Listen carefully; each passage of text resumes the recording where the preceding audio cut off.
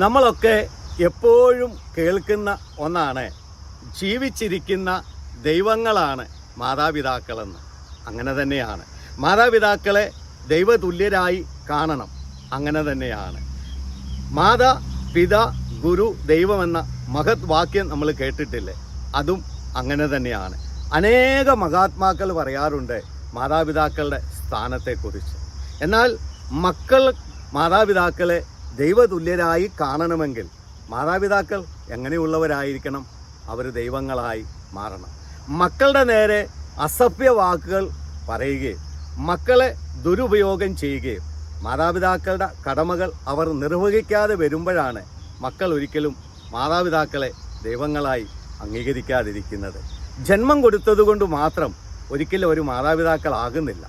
മക്കളുടെ ആവശ്യങ്ങളും മക്കളുടെ ആഗ്രഹങ്ങളും നിറവേറ്റി, അവരുടെ ഉത്തരവാദിത്തങ്ങൾ നിറവേറ്റി മക്കളെ കരുതേണ്ടതും അവരെ നടത്തേണ്ട വഴികളും കാണിച്ചു കൊടുക്കുമ്പോഴാണ് ഓരോ മക്കളുടെയും മുന്നിൽ മാതാപിതാക്കളെ ദൈവതുല്യരായി തീരുന്നത്. അതിന് ഏറ്റവും വലിയ ഉദാഹരണം ബൈബിളിലുണ്ട്. നമുക്കെല്ലാം അറിയാം നോഗയുടെ ചരിത്രം. തിന്മ നിറഞ്ഞ് വഷളത്വം നിറഞ്ഞു നിന്ന കാലഘട്ടത്തിലാണ് നോഗയും മക്കളും ജീവിച്ചിരുന്നത്.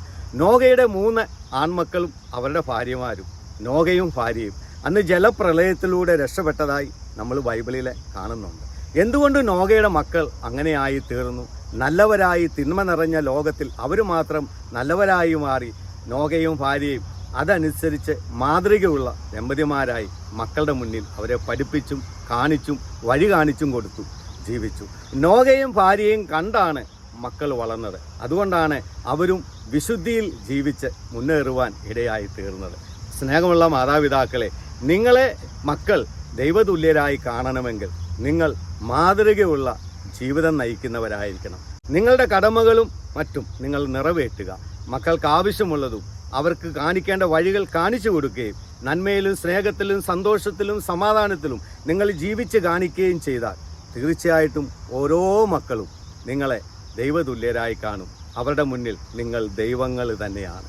മാതാപിതാക്കൾ തങ്ങളുടെ കടമകളിൽ നിന്നും ചുമതലകളിൽ നിന്നും ഒഴിഞ്ഞു മാറി മക്കളെ സംരക്ഷിക്കാതെയും കരുതാതെയും അവരുടെ ആവശ്യങ്ങൾ നിറവേറ്റാതെയും വരുമ്പോഴാണ് പല മക്കളും അവരിൽ നിന്ന് വഴിതെറ്റിപ്പോവുകയും അവരുടെ ചിന്താഗതികൾ മാറിപ്പോവുകയും ചെയ്യുന്നത്. അപ്പോൾ ഓരോ മാതാപിതാക്കളും മക്കൾക്ക് മാതൃകയുള്ളവരായി ജീവിക്കുക.